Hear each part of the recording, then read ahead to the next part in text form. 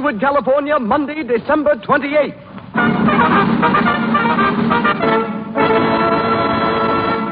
The Lux Radio Theater presents Herbert Marshall and Madeleine Carroll in Cavalcade with Una O'Connor, David Niven, and Douglas Scott.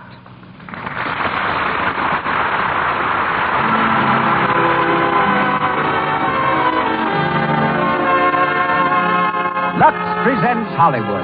Our stars, Herbert Marshall, Madeleine Carroll, Una O'Connor, David Niven, Elsa Buchanan, and Douglas Scott. Our guest, Noel Coward, author of Cavalcade.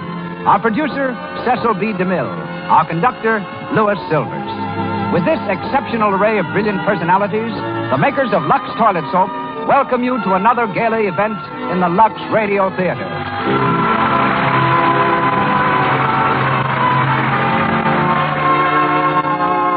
Don't let cosmetic skin bar your road to romance.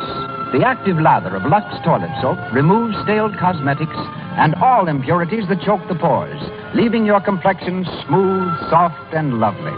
Yes, 9 out of 10 Hollywood stars prefer Lux Toilet Soap. But you can use it, too, every day. For this pure white soap costs only a few cents. Give your skin the care it deserves. Buy a few cakes tomorrow. And now, our producer, ladies and gentlemen, Mr. Cecil B. DeMille.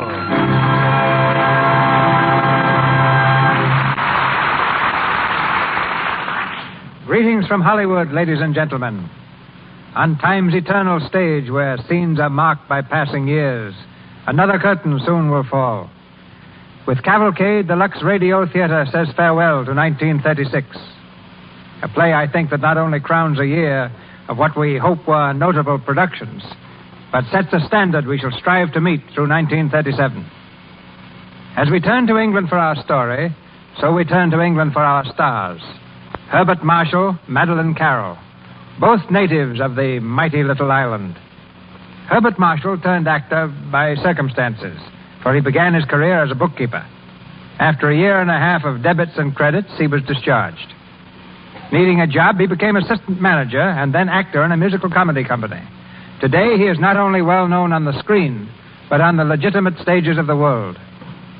Madeleine Carroll, daughter of an Irish professor and French mother, became a school teacher to earn money enough to take her to London and the stage. Oddly enough, Madeleine's first Hollywood offer was to play in Cavalcade, but she refused it to remain in England with her husband, Captain Philip Astley. She came here, however, 2 years ago, lending her distinction, beauty, and ability to The Case Against Mrs. Ames, The General Died at Dawn, and Lloyd's of London. Tonight, she becomes Jane Marriott, and Mr. Marshall, Robert Marriott. Una O'Connor will be heard as Ellen, the same role she played in the film and on the London stage. David Niven, seen currently in Dodsworth and Beloved Enemy, is Edward Marriott, and the part of Edward as a boy is played by Douglas Scott, who is seen as Horatio Nelson in Lloyd's of London. Our play is by Noel Coward, the third drama from the nimble pen of this amazing writer, producer, and actor to be performed in our theater in less than a year. So on with the play. The Lux Radio Theater presents Herbert Marshall and Madeleine Carroll in Cavalcade.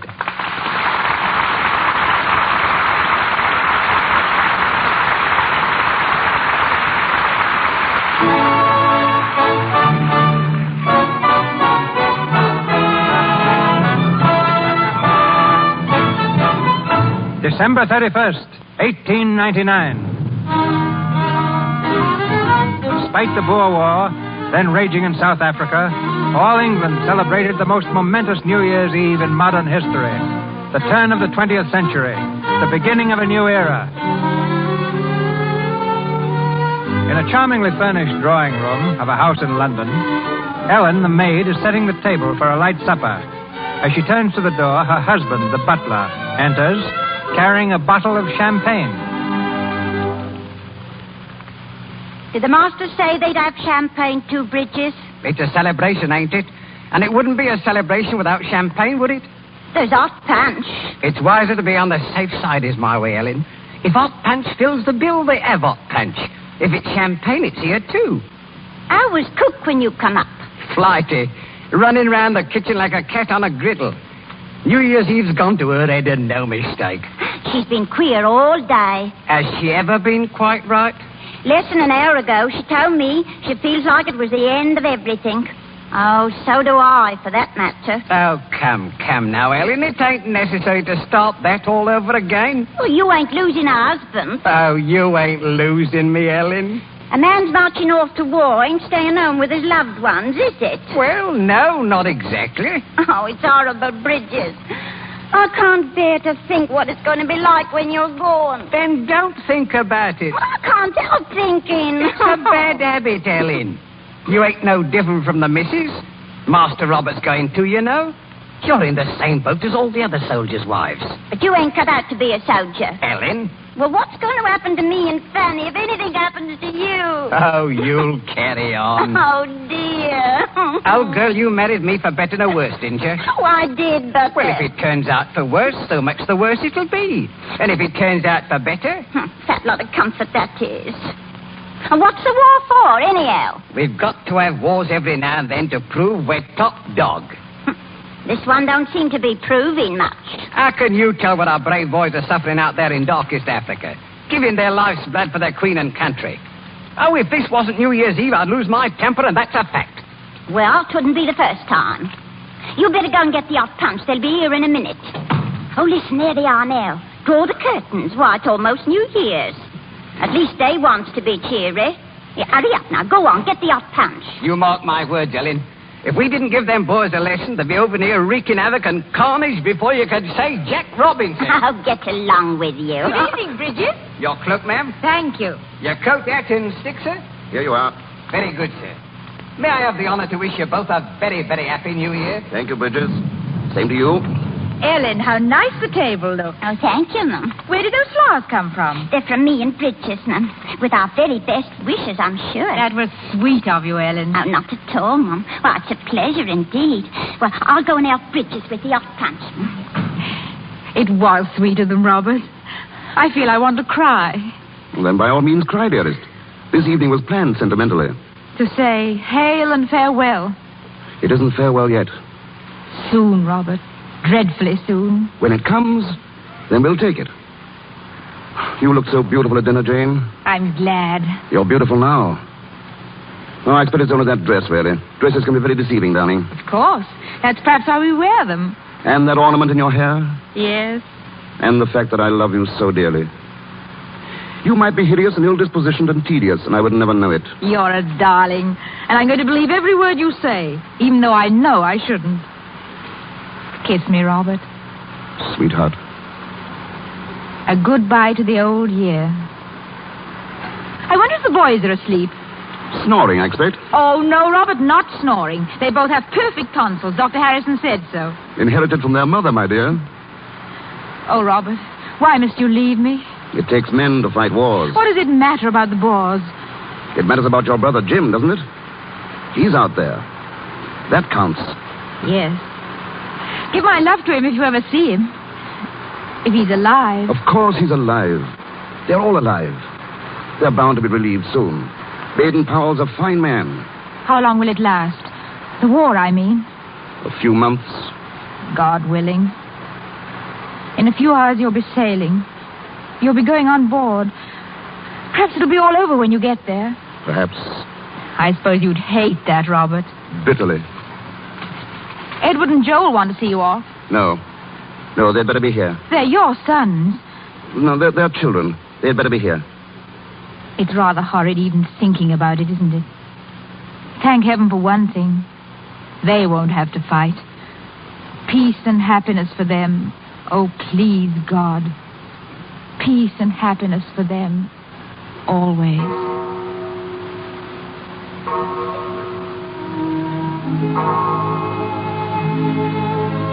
A new year. It started, sir, just 12 o'clock. Happy New Year to you both, Mum. Bridges, open the windows. Come over here, Ellen. Stay and drink with us. What, me, sir? Fill 4 glasses, Bridges. Champagne. Make it champagne. We'll be toasting the new year and all it means to us. The new year. Here we are. Now, raise your glasses. Jane, Ellen, Bridges. 1900. 1900. 1900. Listen, What is it? the children. I thought I heard. I'd better go up and see. Sounded like Master Joe. Bring them down here, Jane. Bring them both down. How very impolite of the 20th century to waken the children. Goodbye, mate. Goodbye. Cheer up.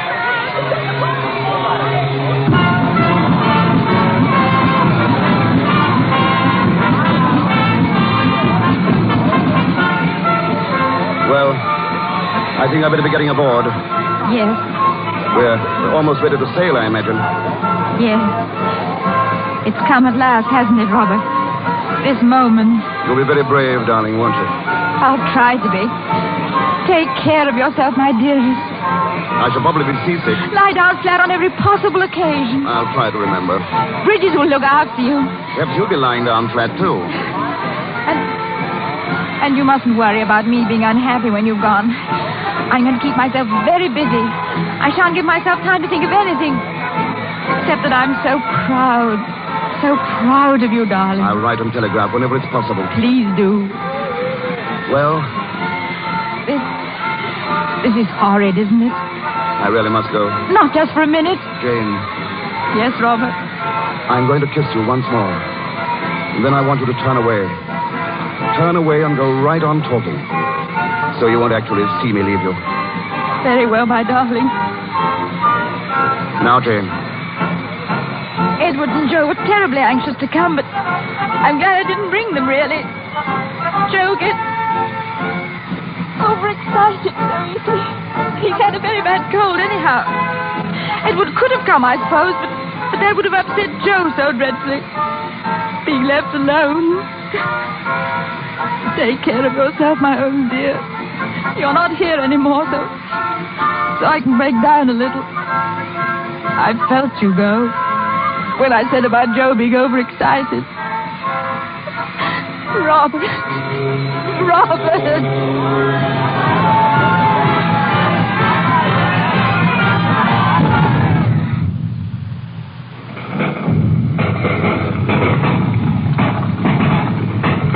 First 4 months of the new century. 4 months of fighting and bloodshed. In the beleaguered city of Mafeking in South Africa, the British troops fight desperately, hoping for relief. It's the morning of May the 18th, 1900. All England waits for news.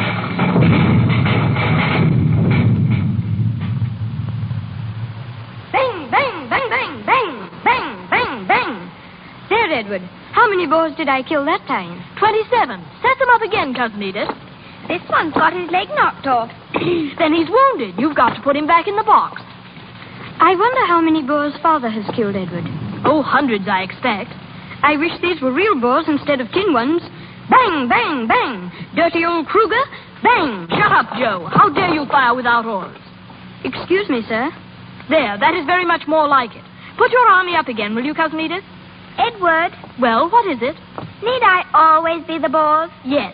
Why? Because you're only a girl. Watch out. Bang, bang, bang. I'll teach you, you mean little pig. I have a cannon of my own, even though I am a boar. Bang, bang, bang. How do you like that? Bang. Take the old cannon. Don't throw it at Joe. I'll smack all of his soldiers. It's not fair. Stop walking all over my soldiers. Edith, that was cheating. I'm sick of being the boars. I'll never be the boars again so long as I live. I won't be the boars. Edith. I won't be. Children, why on earth are you making such an awful noise? Aunt Margaret and I could hear you right down the hall. It's Edith, Mother. What's the matter with Edith?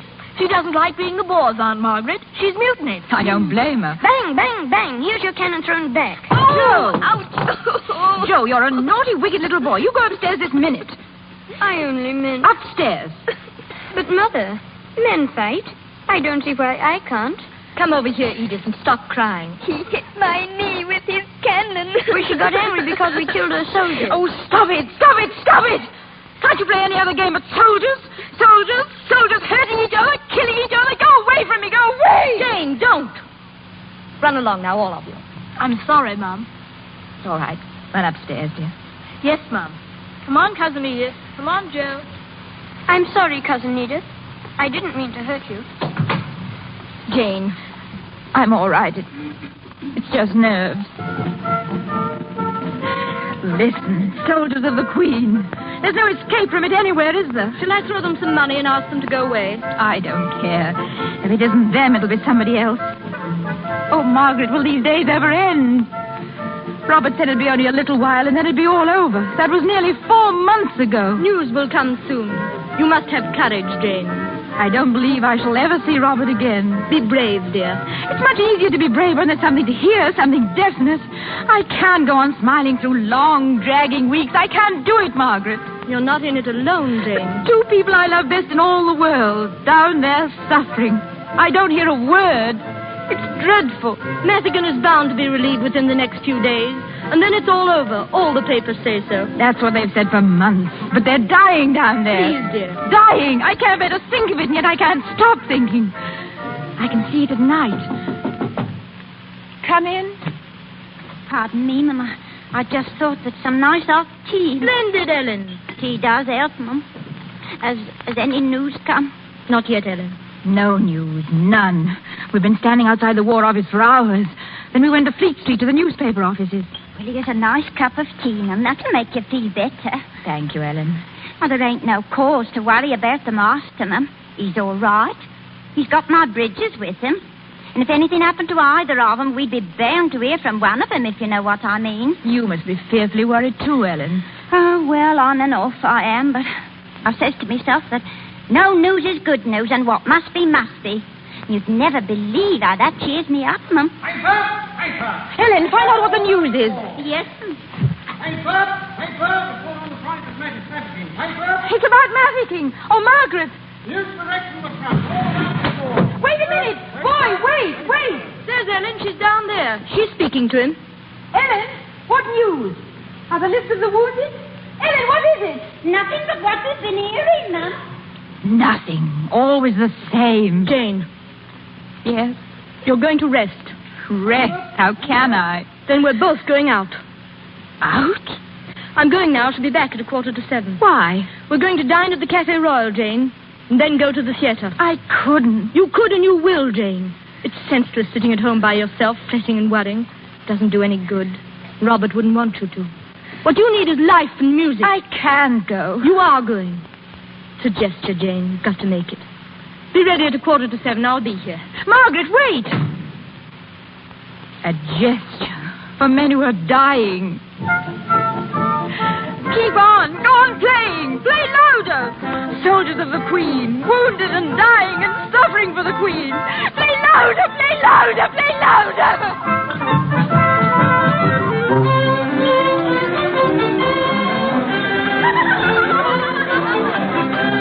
I say, come here, please.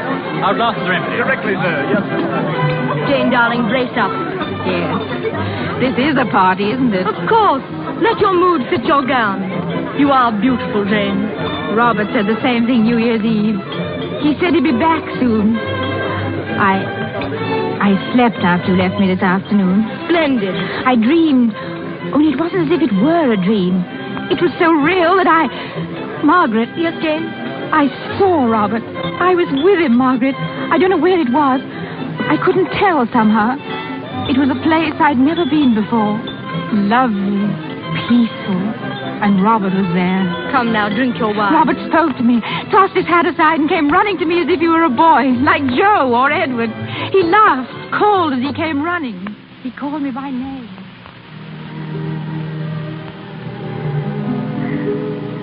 Jane. Oh, Robert, you're safe. Why, of course I am. Jim, how is he? As right as man can be. Let me look at you, darling. Oh, sweetheart. You look so tired. You haven't been worrying about me, have you? No, not too much.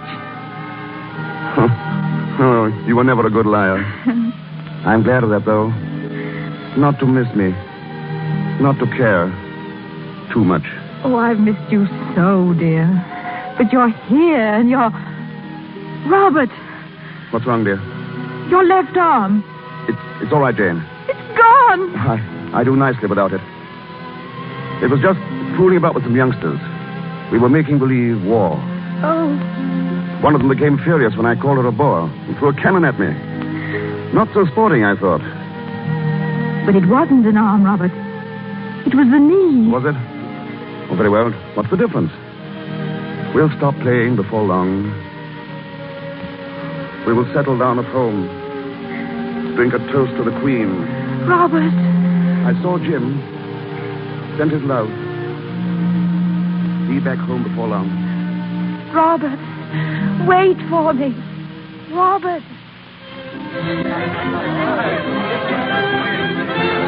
I know what that dream means. Shadows. Jane, dear, don't be absurd. My arm coming back, Margaret. Wars will go on forever. Boys will grow and become men. And because it's man's task to prove we're the master... Jane, what are you saying? Bridget was right. He told Ellen the truth.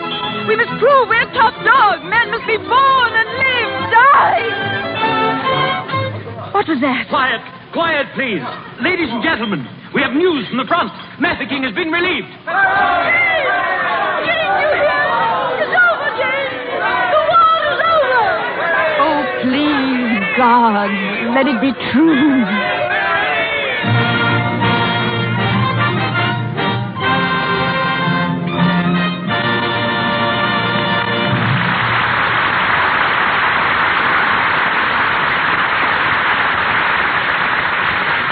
Our Lux Radio Theater production this evening is a cavalcade indeed. From Hollywood, the procession is headed by Herbert Marshall and Madeline Carroll. In New York, they are joined by the brilliant author of our play, Noel Coward, famous in London and on Broadway as an actor, dancer, singer, composer, producer, and playwright. Mr. Coward outdoes himself this year by offering and acting in 9 one-act plays entitled Tonight at 8:30. We switch you now from Hollywood to the Stars dressing room at the National Theater in New York City. We can have our distinguished guest for only a moment. His own audience is still applauding his first play, and he must change his costume for the next. But here he is, ladies and gentlemen, Mr. Noel Coward. Thank you, Mr. DeMille. I am more honored than I can tell you.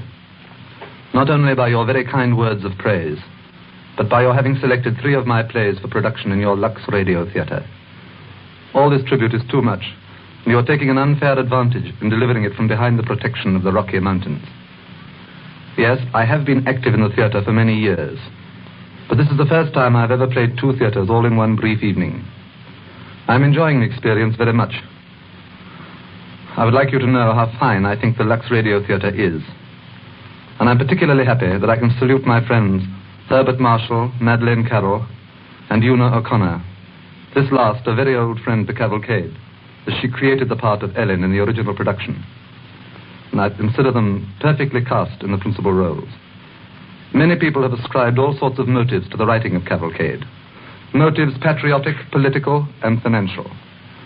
Some people make a career of motive discovery. They search every word for a clue, like old ladies peering under the bed for burglars. The real story behind Cavalcade is very different. All my life I had wanted to do a big play on a big scale. I had considered all periods and episodes, and one day I happened to pick up a back issue of the Illustrated London News. In it was a picture of a troop ship leaving for the Boer War. The whole scheme seemed to take form in my mind, then and there. I made some tentative arrangements, but then I had to go off to America to play Private Lives. All of a sudden, early in April, Charles B. Cochrane wired me from London. I had to set an opening date for Cavalcade in order to get Drury Lane Theatre. So I took a chance for the end of September. There I was, no play, no cast, no costumes or sets, just an opening date. But we finally succeeded in opening the show just 2 weeks after the original date. Then came the critics. One of the most amusing remarks was the reference of the press to my canny, shrewd political sense.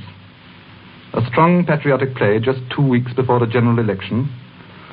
The truth is that I'd been so busy I had completely forgotten that there was to be an election at all. People have asked me what parts of Cavalcade I like best. My own choice is Queen Victoria's funeral scene and the outbreak of the war in 1914. Tonight, we are all approaching another New Year's Eve. The first scene of Cavalcade, you remember, was on that same occasion. The last scene also takes place on New Year's Eve. At the close of that scene, a toast is proposed to England. As you hear it tonight, I should like you to feel that I am proposing a toast to each of you and to your country.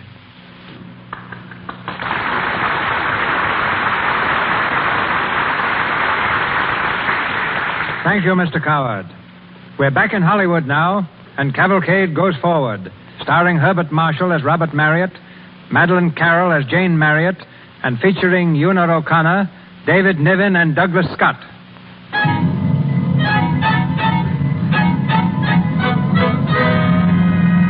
January, in the year 1901, Mafeking has been relieved, and the soldiers of Queen Victoria start back to England and home.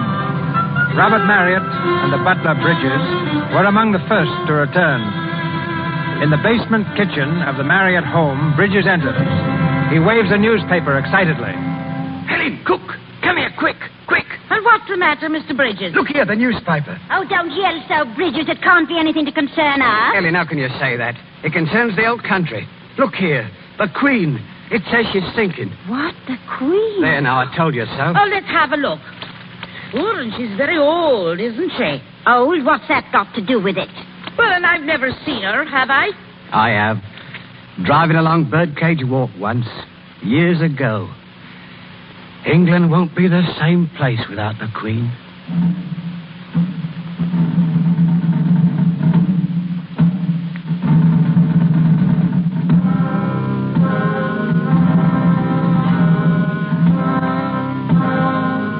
The procession, it's coming, Mother. Quiet, Edward. Stand back a little from the window. Let Bridges and Ellen see, too. Can you see, Ellen? Oh, thank you, Mum. I can see. Oh, the Queen. Oh, God bless her. Easy, girl. Easy now. Look, Mum. There's Father. There's Father down there in the procession. Shh, be quiet, darling. They're passing now. Stand absolutely still. To attention, like your father showed you. Yes, Mum. 5 kings riding behind her. Mum, she must have been a very little lady.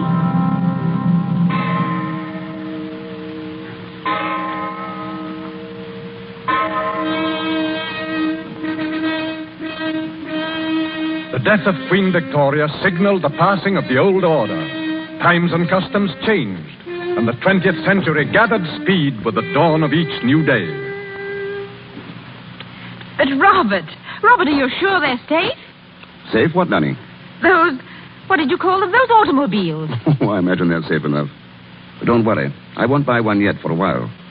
Here, you better hurry and get dressed. We haven't much time. I'm almost done. How's my gown?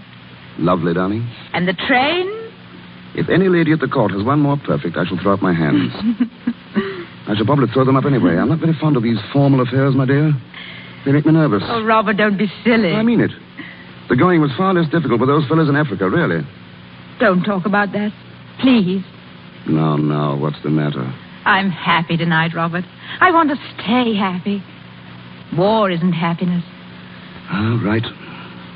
Our sons, Joe and Edward.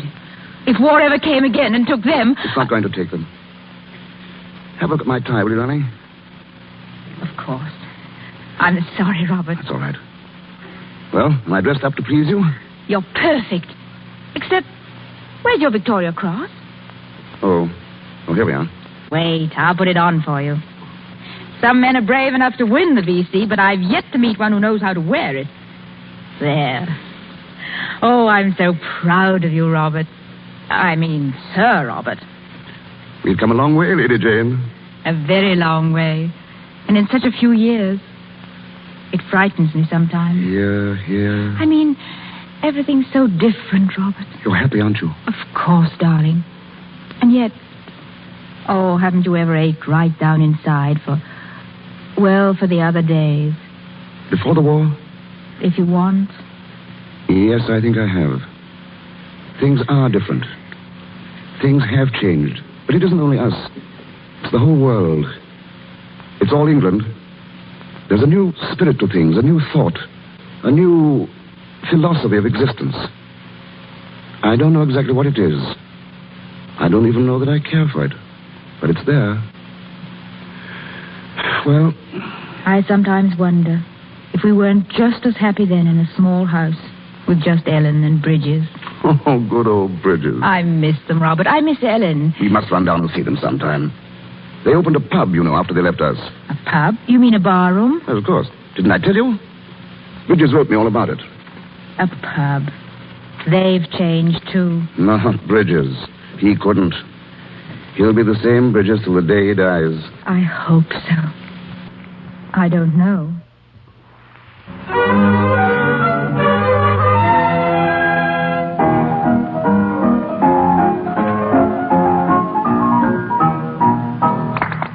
She dances beautifully, Ellen. Oh, thank you, Mum.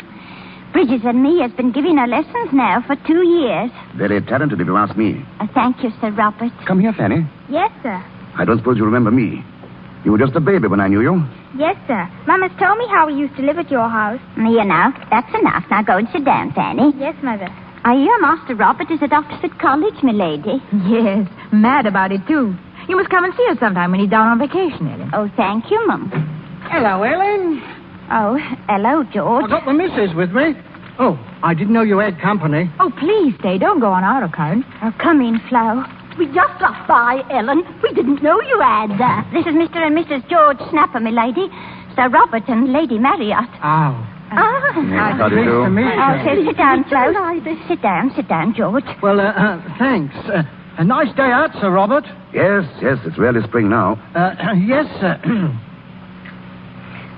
By the way, Ellen, I'm sorry to hear Bridges is ill. Bridges ill? What's wrong with him, Ellen? Well, before you and Flo come, George, I was explaining to her ladyship and Sir Robert about poor Bridges' bad leg. We were so sorry to hear about it. Bad leg? Ellen explained that he's been in horrible agony ever since Sunday. Where is he? Stop kicking down my shins. Where is he, Ellen? Upstairs in bed. I'll pop up and see him. He's asleep now. Well, my eye. By the way, Ellen, you didn't tell us how he came to have the accident. Oh, well, he was cycling, Sir Robert. He was cycling and he fell off. I didn't know he had a cycle. He hasn't any more. Will you tell him how sorry we were not to have seen him? Yes, Sir Robert, I'll do that. Goodbye, Ellen.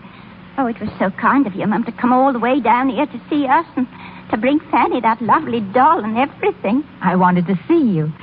Goodbye, Mrs. Snapper. Happy to have met you, I'm sure. Goodbye, Mr. Snapper. Goodbye, sir. Goodbye, Ellen. Goodbye, Ellen, again. Don't fail to remember me to Bridges. We miss you both. It seems as if it were only yesterday that you were with us. We miss you, too, Mum. Time changes many things, but it can't change old friends, can it? Oh, no, Mum, no. There's some things that... Yeah, what's going on here? Oh, my Lord. My eye. Bridges. I thought you was in bed. Bed? Who said anything about bed? Oh, you better go back, Bridges. Oh, remember your leg, dear. Ain't nothing wrong with my leg. Oh, Bridges. Oh, so you're why she was trying to get me out of the way. Hello, Bridges. Pleased to meet you again, Sir Robert. Welcome to our oval. I think we better go, Jane. Oh, so that's how it stands. I see. Proud and haughty, are we? Oh, Bridges, stop it. Oh, please, stop it. Oh. Ellen, I'm so sorry, and I quite understand. Please don't be upset, and let me come and see you again. Come along, dear. Come along, dear. Come along. Who does he think he is?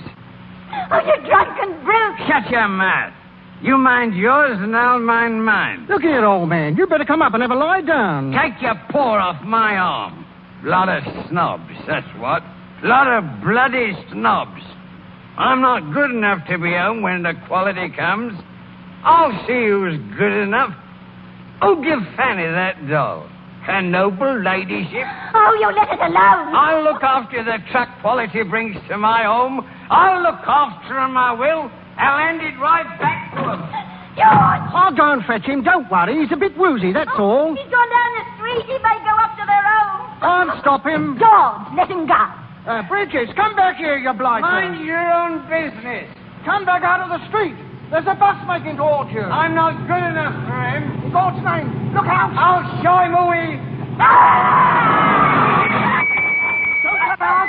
He's been hit. Oh, he's run over. He's dead. He's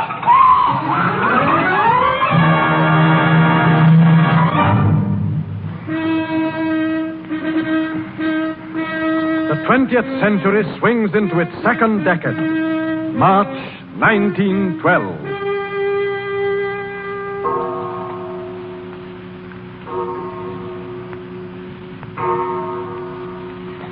Say, Father. Yes, Edward? Father, are you going to sit up all night? I hope not. Are you?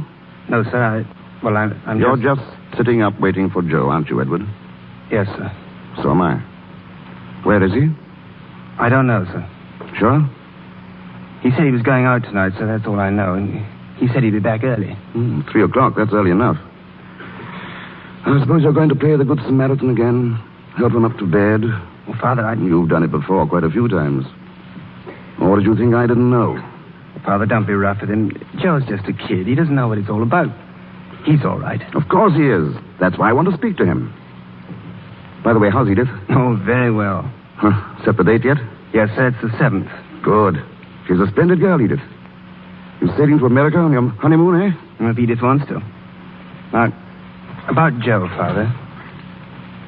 Oh, well, that must be Joe now. I imagine so. You won't stay, will you? Well, no, sir, that is not unless you... Thanks, Edward. I say, Edward, is everything clear?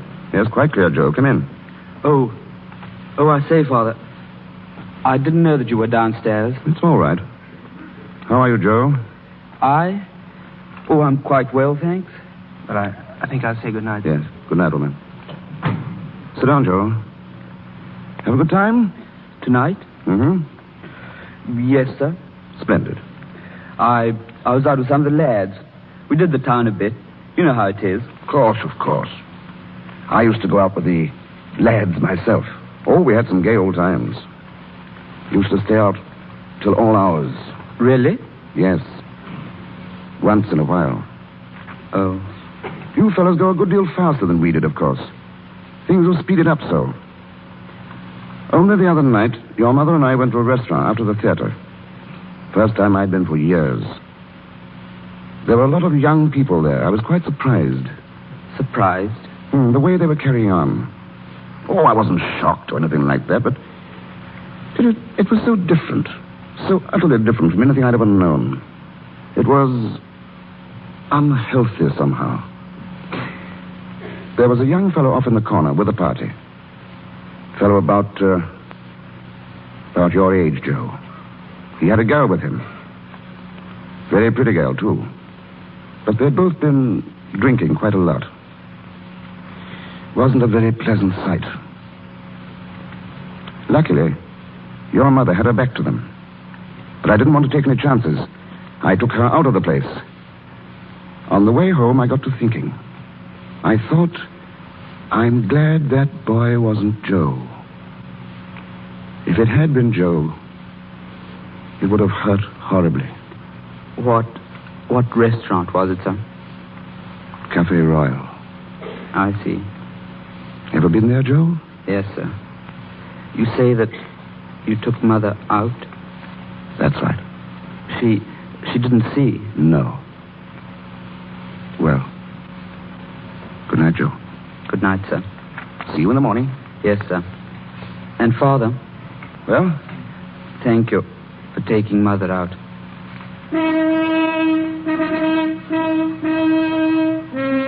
April the 14th, 1912, on the high seas off Newfoundland.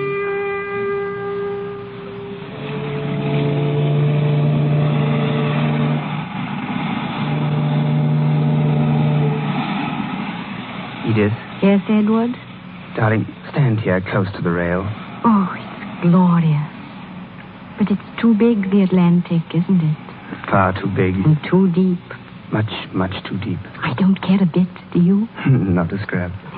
Wouldn't it be awful if a magician came to us and said, unless you count accurately every single fish in the Atlantic, you'll die tonight? And we should die tonight. How much would you mind dying, I mean? I don't know, really.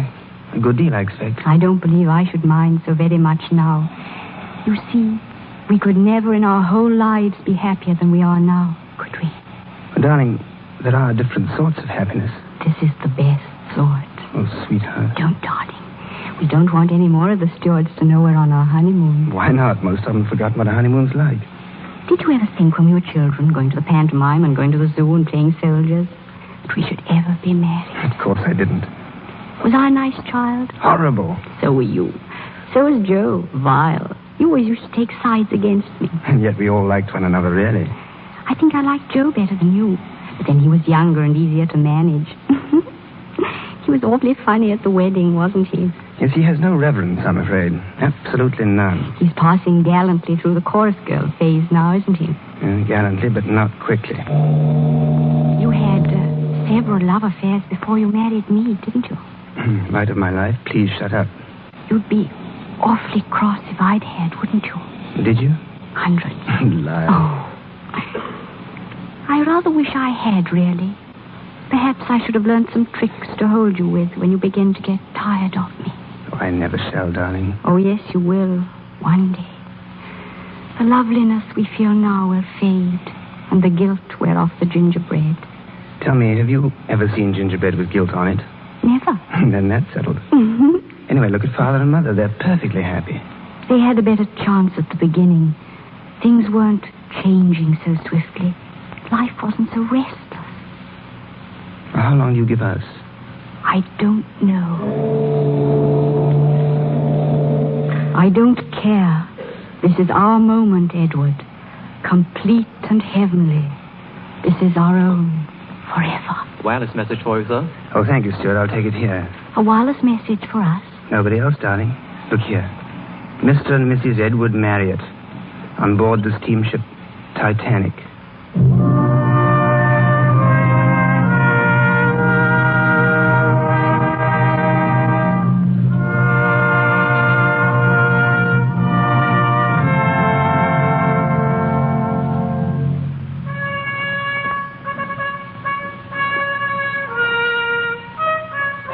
The new century speeds on to a climax of love and hate, of fire and blood, of steel against steel. August the 4th, 1914. Robert, help me off with these dust sheets. We'll get a woman in tomorrow and clean up. All right, dear. I shall never go on a holiday again. Ever.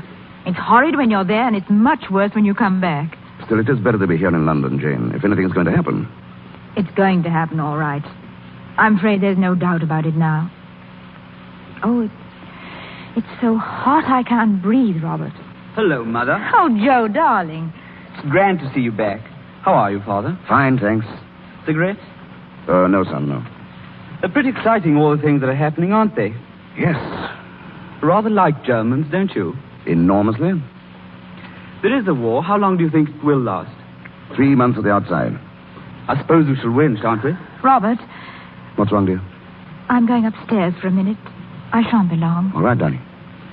I say, the war might last for 6 months, don't you think? Oh, impossible. Have you any idea, Joe, what a war costs in actual money?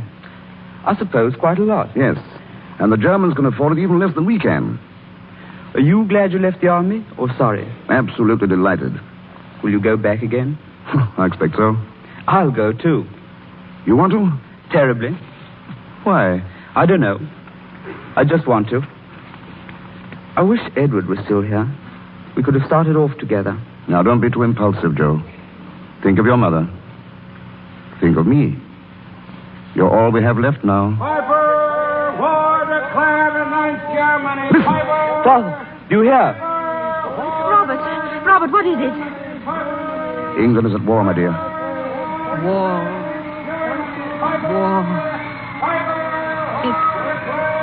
It's hot, isn't it? Don't look so sad, Mum. It won't last long. I say, Father, we ought to have some wine. We must drink to this. We've only hot. We'll have to drink to the downfall of Germany in her own wine. Here, here.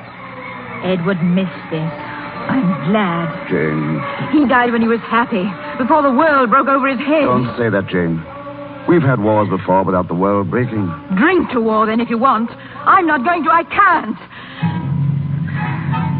Rule Britannia. Send us victorious, happy and glorious. Drink, Joey. You're on your baby still, but you're old enough for war. Drink like the Germans are drinking. To victory and defeat. And stupid, tragic sorrow. But leave me out of it.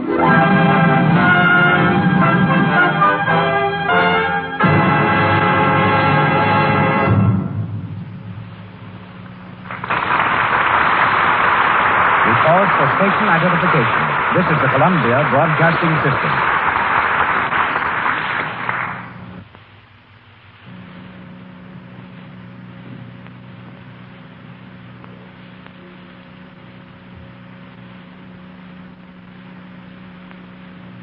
Herbert Marshall, Madeline Carroll, and our all-star cast will be back in the Lux Radio Theater presentation of Cavalcade shortly.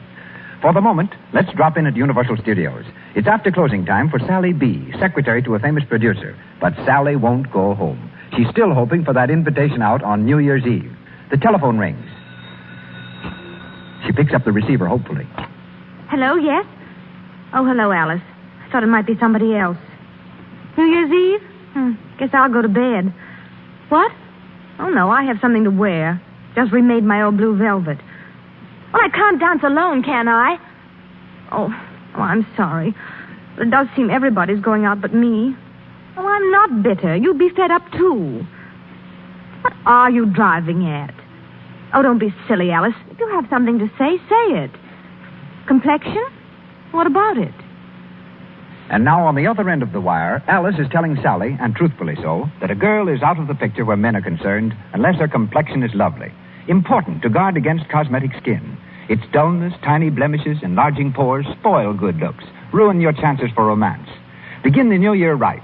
Use for your complexion the care screen stars use, Lux Toilet Soap. Its active lather removes dust and dirt, stale rouge and powder thoroughly. Prevents the pore choking that causes cosmetic skin. You can use powder and rouge as much as you like, but before you put on fresh makeup, always before you go to bed, remove your stale makeup the Lux Toilet Soap way. This year, Lux Toilet Soap has kept many thousands of complexions lovely. Next year, let your complexion grow soft and smooth with this gentle care. Remember, 9 out of 10 screen stars use Lux Toilet Soap. Once again, Mr. DeMille. Cavalcade continues, starring Herbert Marshall, Madeline Carroll, with Una O'Connor, David Niven, and Douglas Scott.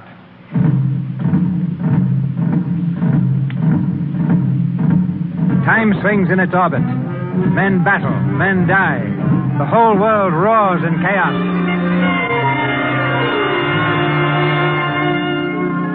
Once more, we're in the Marriott drawing room. It's the morning of November 11th, 1918. Ellen has just entered.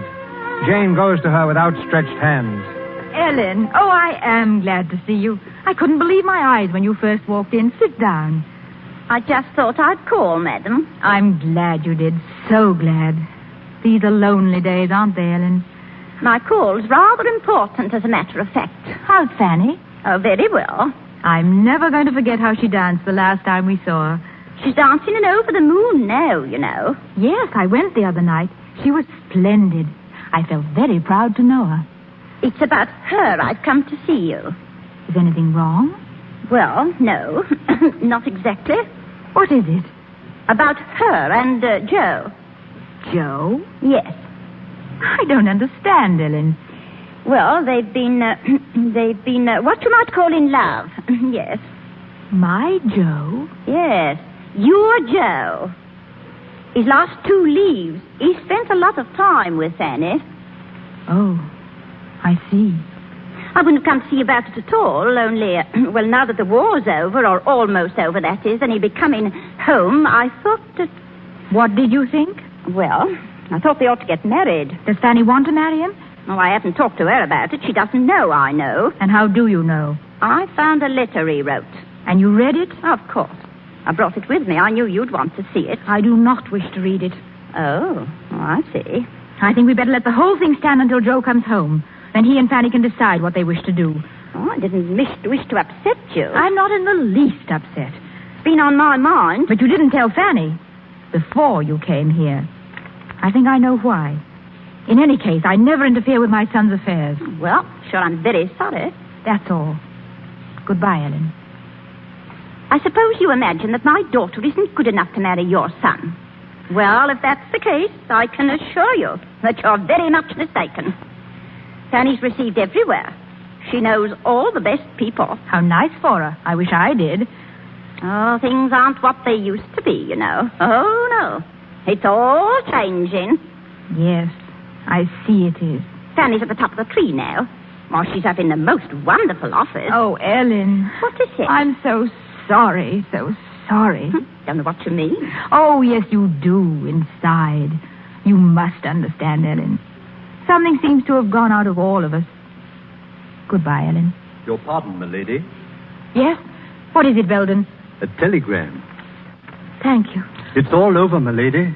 The war's over. It's 11 o'clock. Milady. There's no answer, Belden. No answer. Milady, is anything wrong? Oh, ma'am. Oh, quick, what's happened? What's in that telegram? You needn't worry about Fanny and Joe, Ellen. He won't be able to come back anymore. Because he's dead. Dead? Oh, God. Oh, dear God.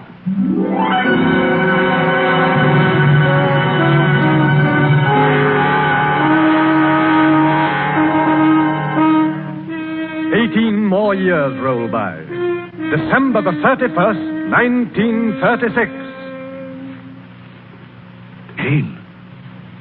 Jane, dear. Oh, yes, Robert? Were you asleep? No, dear. I was just sitting here, thinking, and watching the crowds go by in the street. Did Franklin bring the champagne up? There it is, by the table. Good. Well, Robert, here we go again. I believe you laugh at me inside for my annual sentimental outburst. No, dear. I don't laugh at you. One more year behind us.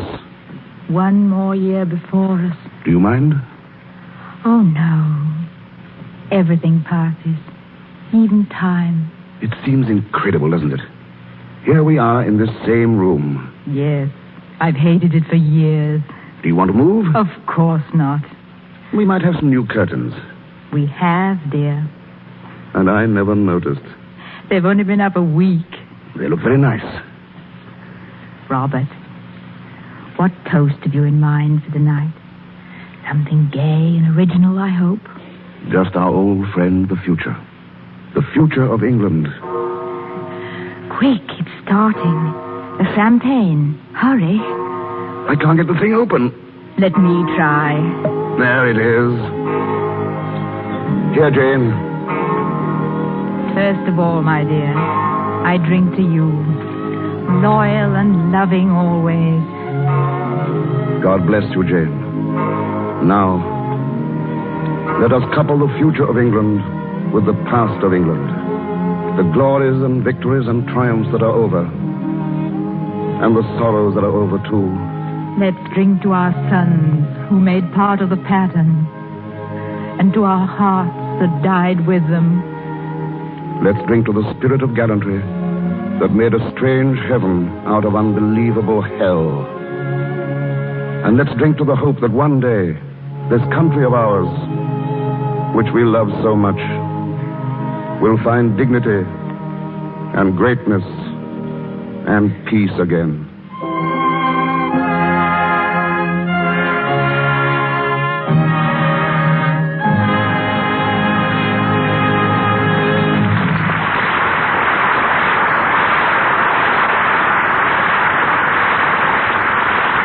Herbert Marshall and Madeline Carroll have a word for us in a few moments.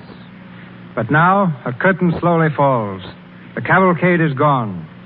Gone to the home of straight ascending smoke, of distant melodies, of white sails that vanish on a red horizon. Gone to the home of all brave things that flourish, fade, and disappear, to live again in memories. To England I give thanks. Thanks for showing the world how to muddle through. Thanks for her patriots and poets, for roast beef and plum pudding, for Trafalgar and tobacco, for kippers and Kipling, for bowler hats and bowling on the green, and for performers like Madeline Carroll and Herbert Marshall, who now rejoin us. Miss Carroll, Mr. Marshall.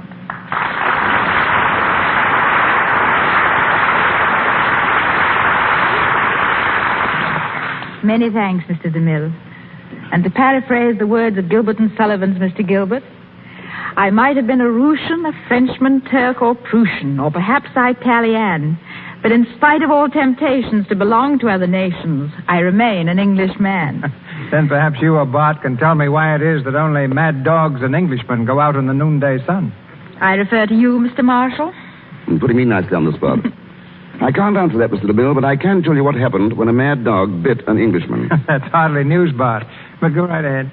It's a tale related by another English poet, Oliver Goldsmith, and runs something like this.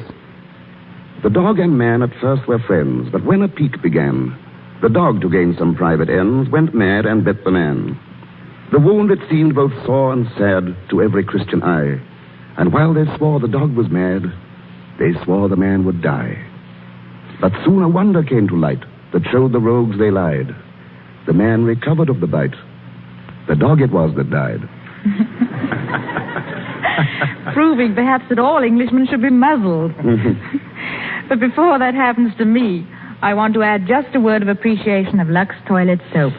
To me, it's just as important in my dressing room as a mirror. It's really an international beauty care. For in England, too, actresses turn to Lux Soap for keeping complexions at their loveliest, just as we do here in Hollywood. In fact, I was using Lux Toilet Soap when I was teaching school, so you can see we're friends of long standing. I want to thank you, too, Mr. DeMille, for the opportunity to play Robert Marriott in what I think is one of the greatest dramas of our generation. Plays like this are characteristic of the Lux Radio Theater and bring to the air a dignity and prestige equaling the highest traditions of the legitimate stage. Cavalcade is a play for the new year. Perhaps it's neither my place nor my talent to stand here and deliver a message. Cavalcade can do it so much better. Yet, how splendid a thing is love of fellow men, of country and of peace. A few days more, and in Hollywood, in Times Square, in London, and in all their counterparts the world over, there will be a sound of bells and celebration. Let's hope that when they ring again in another 12 months, they'll echo through a world a little closer to understanding itself, a little more tolerant, a little nearer to the truth that it is a good old world, and they serve their country best who serve the cause of peace. Good night. Good night, Mr. DeMille. Good night, and thanks to you both. Ladies and gentlemen, this is your announcer, Melville Ruick. Mr. Marshall appeared through courtesy of RKO Studios and Columbia Pictures. Miss Carroll through Walter Wanger Productions. I refer you now to Mr. DeMille. Your season ticket in the Lux Radio Theater is renewed next Monday night when we salute 1937 by starring Spencer Tracy, Virginia Bruce, and Francis Farmer. Our play is one which met with tremendous enthusiasm on both stage and screen. The Pulitzer Prize play, Men in White. We shall hear Mr. Tracy in the role of Dr. George Ferguson, intern. Miss Farmer as Barbara Denon, and Miss Bruce as Laura Hudson, the girl whose love stands between Ferguson and his profession in this gripping story of clashing loyalties.